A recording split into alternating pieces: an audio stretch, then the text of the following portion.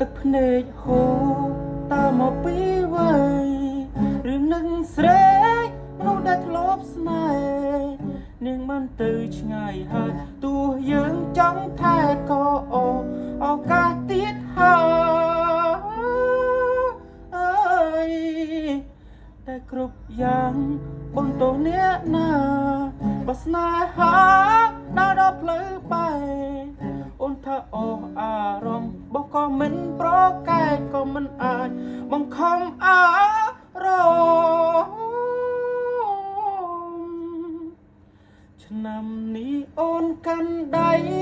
មើលកំជ្រួចនឹងអ្នកណាឯបងវិញឯកាជាមួយដបស្រាគ្មានរូបស្រីឆ្នាំនេះខុសឆ្នាំមុន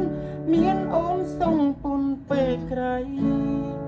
វិលវិញមកណាស្រី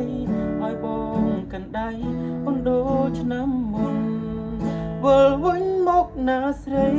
ឲ្យបងកាន់ដៃអូនដូចឆ្នាំមុន